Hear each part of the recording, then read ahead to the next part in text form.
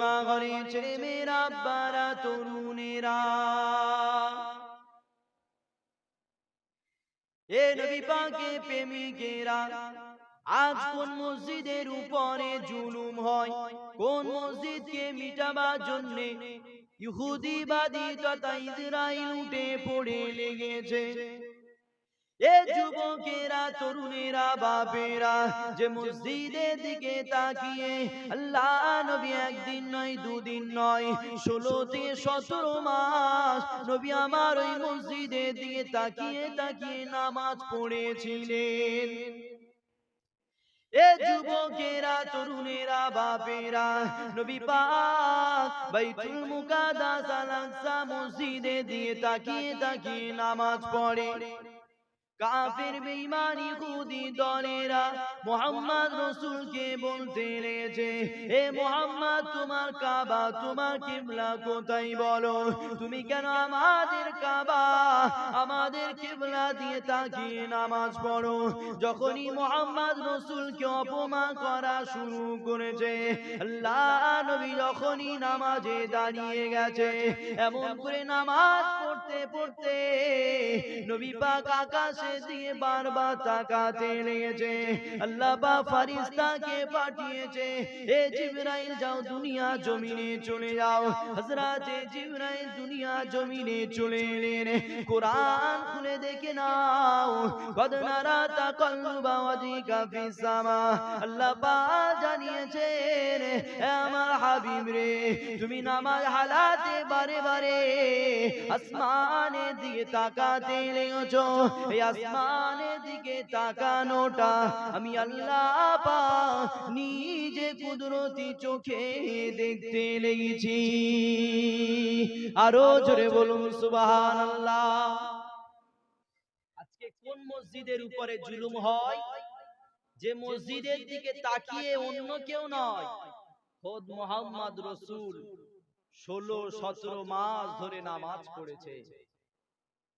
আর যখনই মুহাম্মদ রাসূল বাইতুল মুকাদ্দাস তথা আল আকসা মসজিদের দিকে তাকিয়ে তাকিয়ে নামাজ পড়ে, কাফেররা আমার নবীকে বলছে, মুহাম্মদ, তোমার কাবা কোথায়, তোমার কিবলা কোথায়? এই রকম ভাবে যখন আমার নবীকে অপমান করছে, নবী সহ্য না করতে পেরে নবীর মন চাইছে যে আল্লাহ যেন আমার জন্য কাবাটাকেই কিবলা বানিয়ে দেয়। নবী এই আশা নিয়ে নামাজে দাঁড়িয়ে গেছে, নামাজ পড়ছে আর বারবার আসমানের দিকে তাকাচ্ছে। আল্লাহ কোরআনে আয়াত নাজিল করে দিয়েছে, কদ নারা তাকাল্লুবা ওয়াজহিকা ফিস সামা।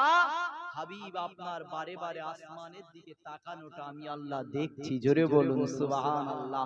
ফালানুওয়াল্লিয়ান্নাকা কিবলাতান তারদাহা ফাওয়াল্লি ওয়াজহাকা শাতরাল মাসজিদিল হারাম। জোরে বলুন সুবহানাল্লাহ।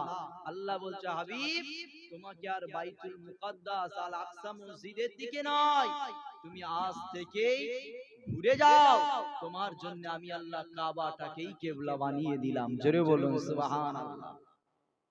আজ থেকে নয়, কাল থেকে নয়, এক মাস পরে নয়, আল্লাহ হুকুম করেছে, হাবিব, তুমি নামাজ পড়ছো, নামাজে 2 রাকাত হয়েছে, ওই অবস্থায় নামাজ হালাতে ঘুরে বাকি 2 রাকাত কাবার দিকে মুখটা ফিরিয়ে নাও। জোরে বলুন সুবহানাল্লাহ।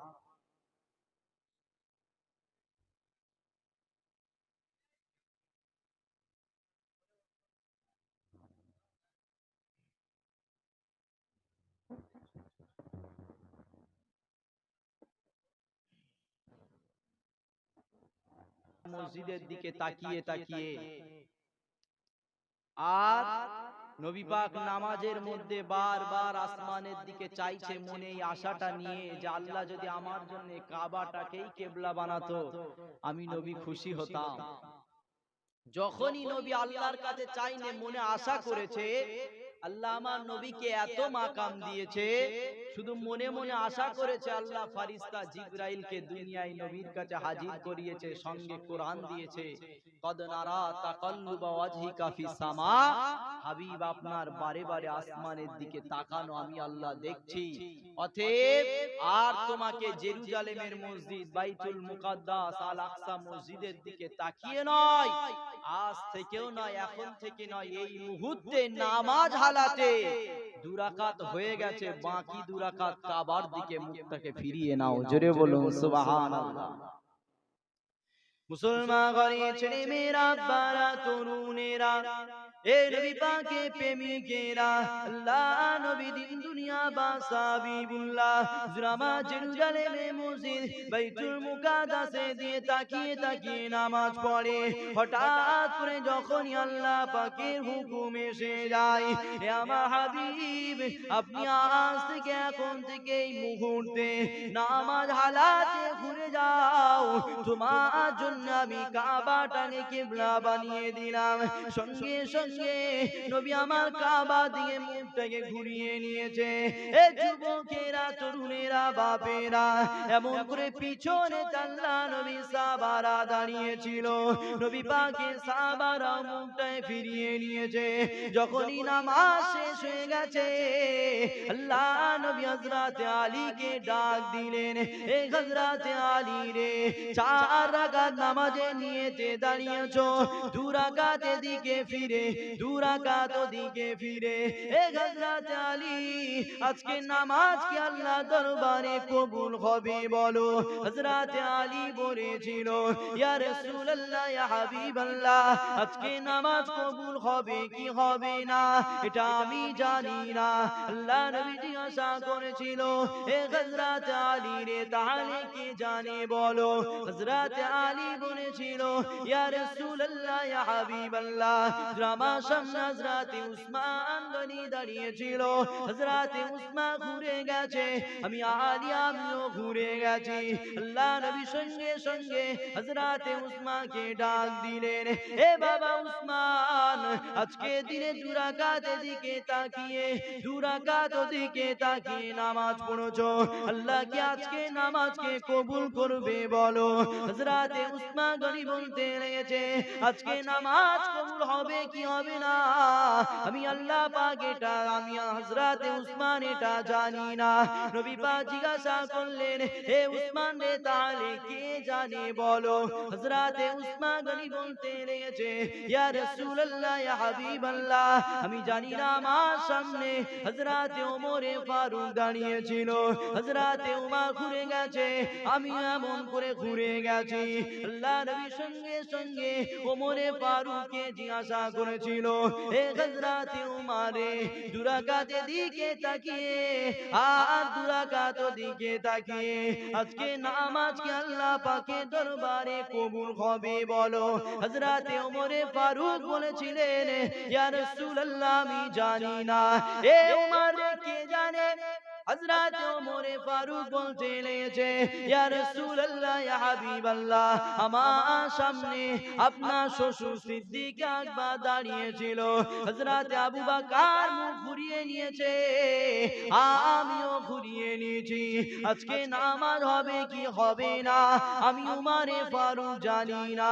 আল্লাহ নবী এমন করে আবু বকরকে জিজ্ঞাসা করে, হে আবু বকর, 2 রাকাত এদিকে ফিরে নামাজ পড়ছো আর 2 রাকাত ওদিকে ফিরে, বলো আজকে নামাজ হবে কি হবে না?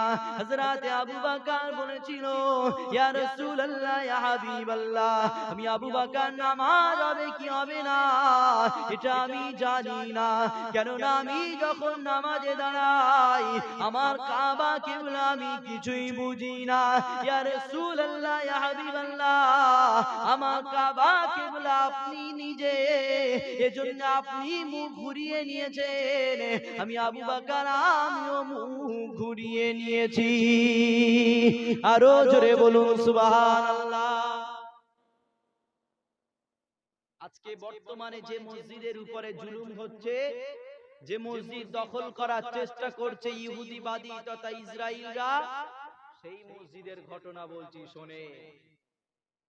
নবী পাক ওই মসজিদের দিকে তাকিয়ে তাকিয়ে 2 রাকাত নামাজ পড়েছে, আর কাবা কিবলার দিকে তাকিয়ে তাকিয়ে 2 রাকাত নামাজ পড়েছে। অন্য সময় নয়, নামাজে নিয়ত করে দাঁড়িয়ে গেছে, আল্লাহর হুকুম হয়ে গেছে, হাবিব নামাজ পড়তে পড়তেই বাকি 2 রাকাত কাবার দিকে মুখটাকে ঘুরিয়ে নাও। নবী নামাজ হালাতে মুখ ঘুরিয়ে নিয়েছে, নবীর পিছনে সাহাবারা আছেন না, বলে সমস্ত সাহাবারাও মুখ ঘুরিয়ে নিয়েছে, এদিকে ফিরে নামাজ পড়ছিল। রাসূল এদিকে চলে গেছে, সাহাবারাও ঘুরে গিয়ে রাসূলের পিছনে দাঁড়িয়ে গেছে। যেই নামাজ শেষ হয়েছে, হযরত আলীকে ধরেছে, আলী আজকে নামাজ কি হবে? 2 রাকাত এদিকে ফিরে 2 রাকাত ওদিকে ফিরে নামাজ হবে? হযরত আলী বলছে আমি জানি না। কে জানে?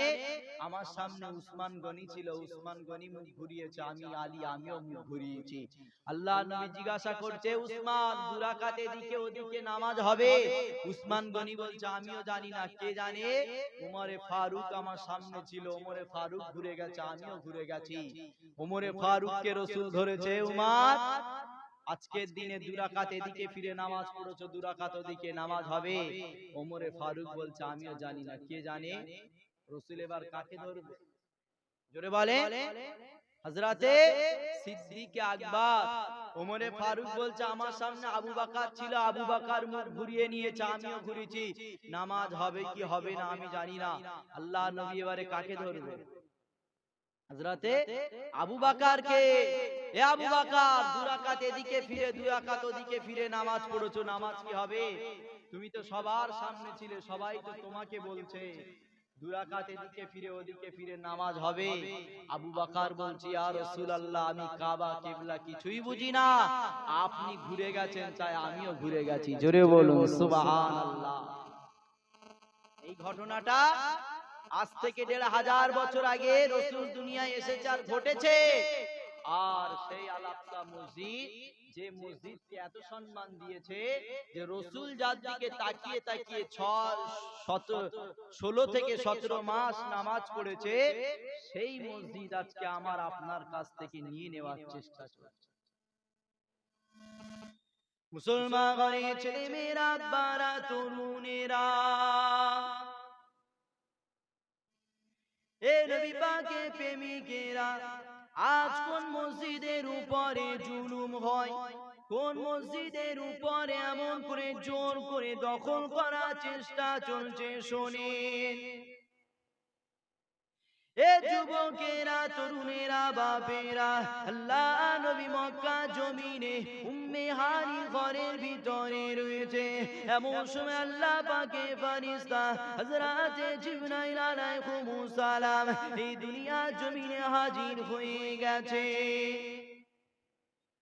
এ যুবকেরা, তরুণেরা, বাপেরা, আল্লাহ নবী জিবরাইলকে জিজ্ঞাসা করতে লেগেছে, এ হযরতে জিবরাইল কি খবর, কি খবর, আজকে কেন এসেছো বলো?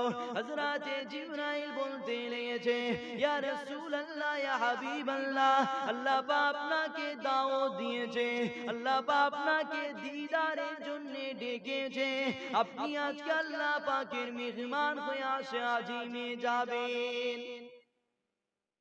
এ যুবকেরা, তরুণেরা, বাপেরা, হযরতে জিবরাইল আলাইহিস সালাম নবী পাককে মক্কার জমিন থেকে নিয়ে রওনা হয়ে গেলেন।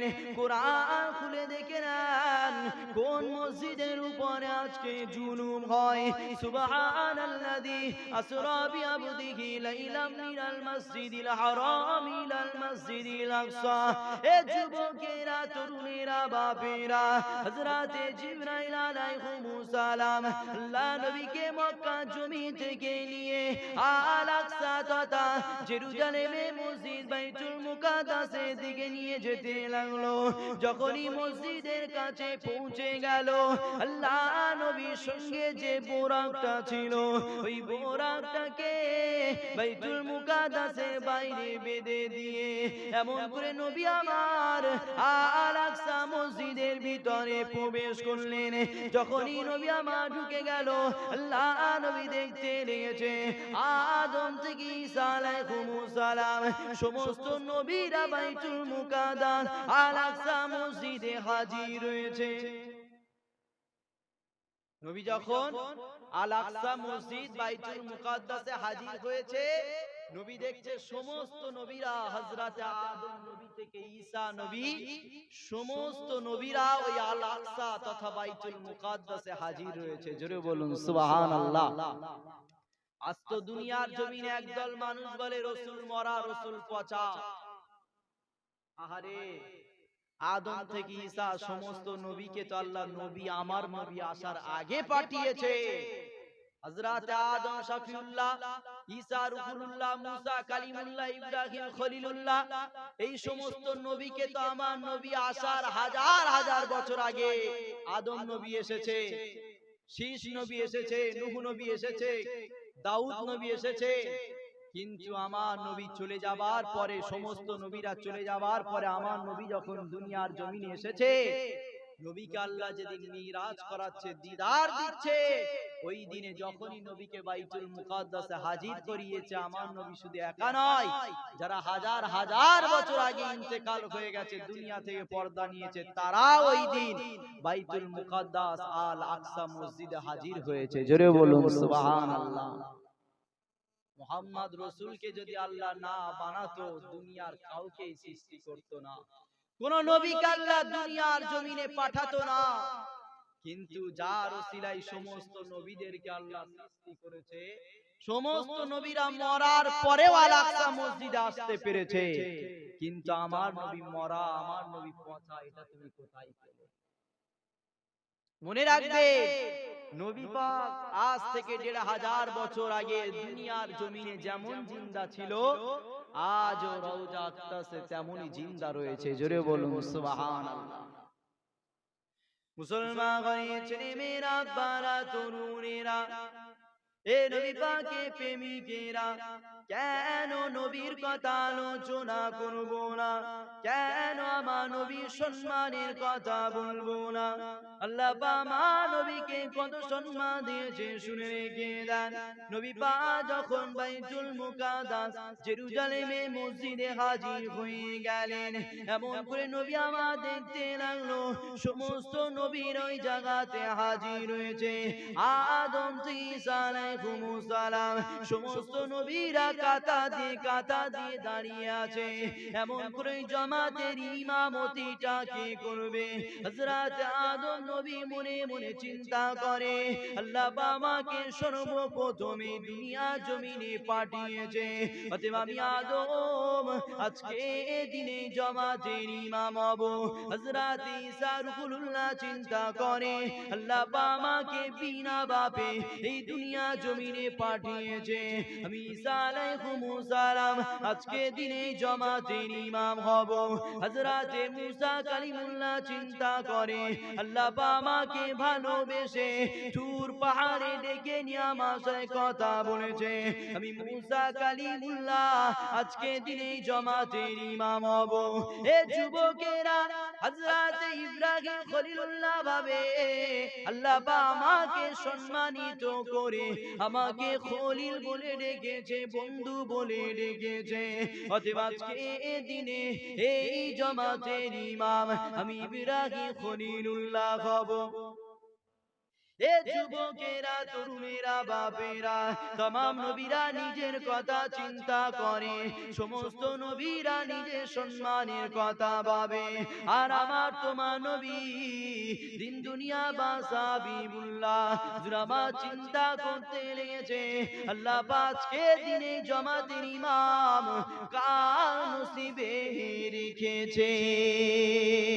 আরো জোরে বলুন সুবহানাল্লাহ। ছোটবেলা থেকেই আল্লাহ আমার নবীকে এত মাকাম দিয়েছে, সর্বদা আমার নবীর চিন্তাধারা অন্যান্য নবীদের থেকে আলাদা ছিল। জোরে বলুন সুবহানাল্লাহ। এজন্য আদম থেকে ঈসা সমস্ত নবীরা চিন্তা করছে কি, যে আল্লাহ পাক আমাকে এই সম্মান দিয়েছে, আল্লাহ আমাকে এই মাকাম দিয়েছে। হযরত আদম নবী চিন্তা করছে যে আল্লাহ তো সবার আগে আমাকে দুনিয়ার জমিনে পাঠিয়েছে, অতএব আমার সম্মান বেশি, তাই আমি আদম আজকে জামাতের ইমাম হব। হযরত ঈসা নবী চিন্তা করছে, আল্লাহ তো আমাকে বিনা বাপে কুদরতি ভাবে দুনিয়ায় পাঠিয়েছে, অতএব আমি ঈসা আজকের দিনে জামাতের ইমাম হব। হযরতে মুসা নবী চিন্তা করছে, আল্লাহ আমাকে তুর পাহাড়ে ডেকে নিয়ে আল্লাহর সঙ্গে কথা হয়েছে আমার সঙ্গে, এজন্য আমার সম্মান তো অনেক বড়, তাই আমি মুসা কালিমুল্লাহ আজকের দিনে এই জামাতের ইমাম হব। কিন্তু যার ওসিলায় সমস্ত নবীদেরকে আল্লাহ সৃষ্টি করেছে, ওই মুহাম্মদ রাসূল চিন্তা করছে আজকের দিনে এই জামাতের ইমামটা আল্লাহ কার নসিবে লিখেছে, কার নসিবে রেখেছে। যখন এই রকম চিন্তা আমার নবী করেছে, সঙ্গে সঙ্গে আল্লাহ আমার নবীর মাকামকে বাড়িয়েছে। জোরে বলুন সুবহানাল্লাহ। হযরতে জিবরাইল আলাইহিস সালাম, এ যুবকেরা, তরুণেরা, বাপেরা, তামাম নবীরা যখন কাঁটা দিয়ে দাঁড়িয়ে গেছে, হযরতে জিবরাইল আলাইহিস সালাম নবী পাকের হাতে ধরে নিয়ে ইমামের জায়গাতে নবীকে আগিয়ে দিয়ে হযরতে জিবরাইল বলতে লেগেছে, ইয়া রাসূলুল্লাহ, ইয়া হাবিবাল্লাহ, আজকে দিনে এই জায়গাতে দাঁড়িয়ে ইমামতি করার জন্য আল্লাহ পাক আপনাকে সৃষ্টি করেছে। আরো জোরে বলুন সুবহানাল্লাহ। আদম থেকে ঈসা সমস্ত নবীরা দাঁড়িয়ে রয়েছে, সবাই নিজের সম্মানের কথা, ইজ্জতের কথা ভাবছে, আর আমার নবী চিন্তা করছে কার নসিবে আল্লাহ রেখেছে। তাই আমার নবী চিন্তা সমস্ত নবীদের থেকে যখন ভালো, আল্লাহ সমস্ত নবীদের থেকে আল্লাহ আমার নবীর মাকামকে বাড়িয়ে আল্লাহ ঘোষণা করেছে ইমামুল আম্বিয়া, সমস্ত নবীদের ইমাম আল্লাহ বানিয়ে দিয়েছে। জোরে বলুন সুবহানাল্লাহ। এটা কোন জায়গায় ঘটছে? অন্য কোথাও নয়। আজকে যে মসজিদের উপরে জুলুম হচ্ছে, যে মসজিদকে দখল করার চিন্তা করছে ইসরাইল ইহুদিবাদী দল, যে মসজিদকে মিটাবার জন্য চক্রান্ত চালাচ্ছে, ওই মসজিদেই নামাজ হচ্ছে। নবী পাক মক্কার জমিনে রয়েছে, জিবরাইল বোরাকের পিঠে নিয়ে মিরাজে যেতে লেগেছে, আর মিরাজে যাওয়ার আগে নবীকে নিয়ে ওই আল আকসা তথা বাইতুল মুকাদ্দাস মসজিদে হাজির করিয়েছে। আর নবী ওই জায়গায় দাঁড়িয়ে দেখছে সমস্ত নবী আদম থেকে ঈসা সমস্ত নবীরা ওই মসজিদের ভিতরে লাইন দিয়ে কাতারে কাতারে জমাতে দাঁড়িয়ে রয়েছে। জোরে বলুন সুবহানাল্লাহ। মুসলমানের ছেলেমেয়েরা, আব্বারা, তরুণেরা, এ নবী পাকের প্রেমিকেরা, আজ দুনিয়া জমিনে একদল মানুষ রয়েছে যারা এমন করে এইরকম মাহফিলে বসে বসে, এইরকম নবিয়ানা মেম্বারে বসে বসে নবী পাকের সম্মানকে ছোট করার জন্য উঠে পড়ে লেগেছে। এ যুবকেরা, তরুণেরা, বাপেরা, আজ দুনিয়া জমিনে হাজারো মানুষ রয়েছে নবী পাকের মিরাজকে তারা অস্বীকার করে। এ যুবকেরা, তরুণেরা, বাপেরা, নবী পাক মিরাজ করেছিল, আল্লাহ পাকের দিদার হয়েছিল, এটা দুনিয়ার কারো কথা নয়। কোরআন খুলে দেখে নেন, আল্লাহ পাক কোরআনে 15 পারাতে সর্বপ্রথমে জানিয়েছে, সুবহানাল্লাযী আসরা বিআবদিহি লাইলাম মিনাল মাসজিদিল হারাম ইলাল মাসজিদিল আকসা। এ যুবকেরা, তরুণেরা, বাপেরা, আমার আল্লাহ কোন এক রাতে খুব অল্প সময়ে হযরতে জিবরাইল মারফতে নবী পাককে মক্কা জমি থেকে বাইতুল মুকাদ্দাসে হাজির করিয়েছিল। আর শুধু বাইতুল মুকাদ্দাস নয়, বাইতুল মুকাদ্দাসে জিবরাইল আমার নবীকে নিয়ে এমন করে আরশে আজিমে লামাকানে আল্লাহর কাছে পৌঁছে গিয়েছিল। আরো জোরে বলুন সুবহানাল্লাহ। আজ কোরআনে রয়েছে নবীর মিরাজের ঘটনা, কোরআনে রয়েছে যে নবীর সঙ্গে আল্লাহর দিদার হয়েছে, কিন্তু দুনিয়ার জমিনে একদল আলেম বক্তা তারা এইরকম নবীর মাহফিলে, নবীর স্টেজে বসে বসে নবীর বিরুদ্ধে কথা বলে। কেন? মনে রাখবেন, আজ থেকে 1500 বছর আগে আল্লাহ নবী জিবরাইলকে জিজ্ঞাসা করেছিলেন, জিবরাইল, আমি ইন্তেকালের পরে তুমি কি আর দুনিয়ার জমিনে আসবে? নবী পাক জিবরাইলকে জিজ্ঞাসা করছে, আমি নবী দুনিয়ার জমিন থেকে চলে যাওয়ার পরে তুমি কি আর দুনিয়ার জমিনে আসবে? হযরতে জিবরাইল বলেছিল, ইয়া রাসূলুল্লাহ, আপনি চলে যাওয়ার পরে 10 বার দুনিয়ার জমিনে আসবো। কতবার? 10 বার। আর এক একবার আসবো, এক একটা করে জিনিস নিয়ে চলে যাব। আর এই 10টা জিনিসের মধ্যে একটা জিনিস আমি নিয়ে যাব, সেটা হলো আলেমদের জবান থেকে হক কথাকে নিয়ে চলে যাব। তাই মনে রাখবেন, টুপি পরলেই সে আলেম নয়, মুখে দাড়ি রাখলে, জুব্বা পরলেই, এই রকম নবীর মাহফিলে বসে বসে কোরআন থেকে হাদিস থেকে একটু কথা বললেই আলেম নয়। মনে রাখবেন, যার ভিতরে রসুলের প্রেম রয়েছে সেই প্রকৃত আলেম, আর তার মুখ থেকেই আমরা রসুলের কথা শুনতে চাই। জোরে বলুন সুবহানাল্লাহ। মুসলমান ঘরে ছেলে মেয়েরা, বারা তরুণেরা, এ নবী পাকের প্রেমিকেরা, আজ দুনিয়া জমিনে একদল মানুষ রয়েছে যারা বলে নবী পাক দুনিয়া জমিতে শুধু চলে গেছে এটা নয়, নবী পাক নাকি মরে গেছে, পচে গেছে। এ যুবকেরা, আল্লাহ পাক আলিমুল গায়ব, আল্লাহ পাক অবশ্যই বান্দাদের অন্তরে খবর রাখে। আমার আল্লাহ পাক অবশ্যই জানে যে আমার হাবিব দুনিয়া জমিতে চলে যাওয়ার পরে হাজারো মানুষ আমার হাবিবের নামে এমন করে মিথ্যা অপবাদ দিতে শুরু করবে।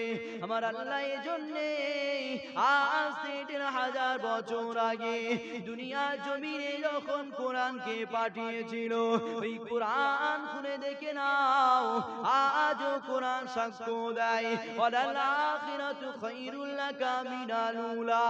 এ যুবকেরা, আল্লাহ মা নবীকে দুনিয়া জমিনে সম্মান তো দিয়েছে, এটা সত্য কথা। হাজারো আলেম এটা অস্বীকার কোনো জায়গা নাই যে আমার নবীকে আল্লাহ দুনিয়া জমিনে কত সম্মান দিয়েছে।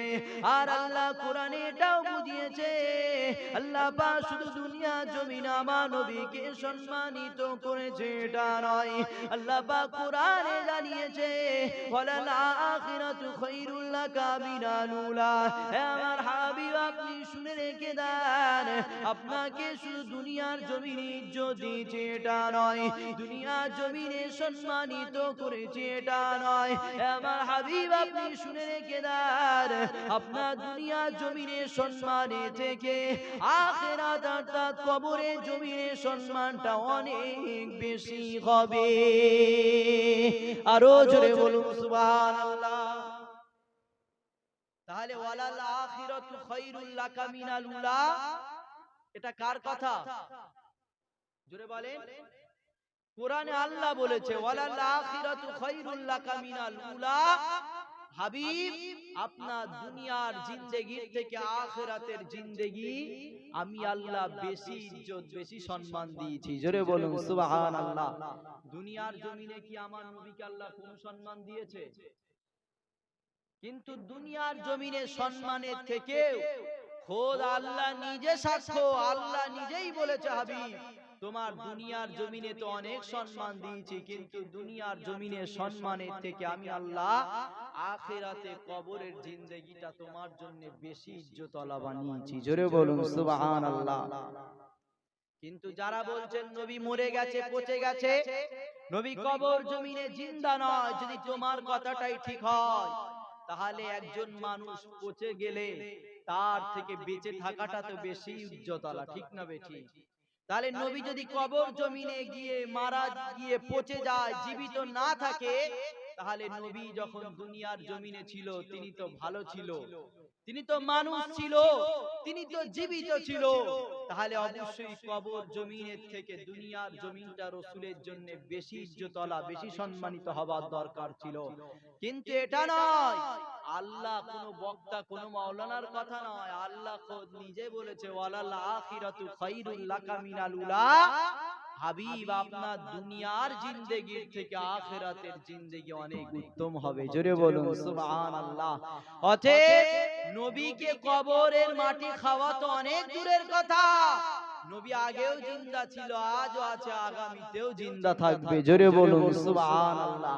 কে কি বললো আমাদের জন্য দলিল নয়, আমরা দলিল দেখব কোরআন, আমরা দলিল দেখব হাদিস। হাদিস কোরআন নবীকে দলিল দিয়েছে যে নবী সত্য, নবী জীবিত আগেও ছিল, আজও কবর জমিনে দুনিয়ার জিন্দেগির মতো জীবিত রয়েছে। জোরে বলুন সুবহানাল্লাহ।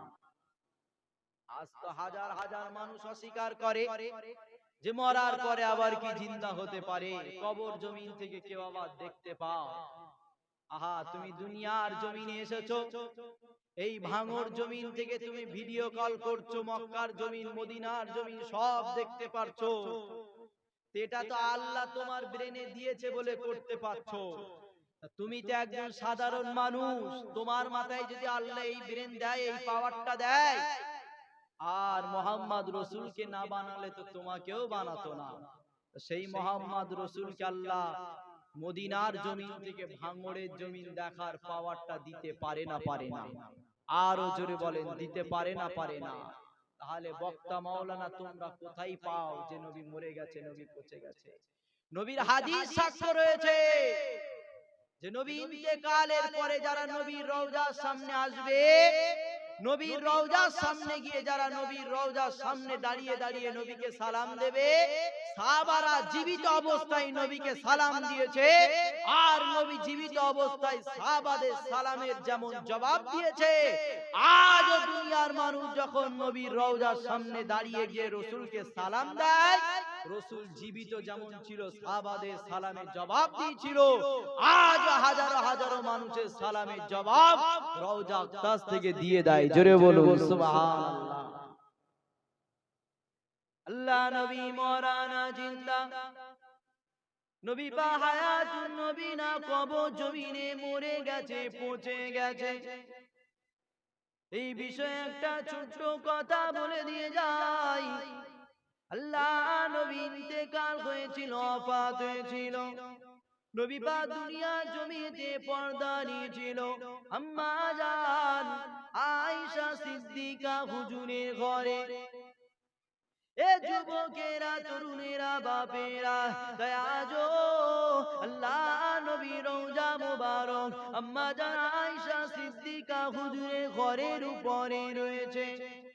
হযরত আয়েশা সিদ্দিকা নিজে বলেন, যখনই নবী পাককে এমন করে তার ঘরেতে কবরস্থ করা হলো, নবী পাককে তার ঘরেতে যখনই দাফন করা হলো, আম্মা জান আয়েশা সিদ্দিকা যখনই ঘরের ভিতরে ঢুকতেন, কখনো আম্মা জান আয়েশা পর্দা হালাতে যেত না।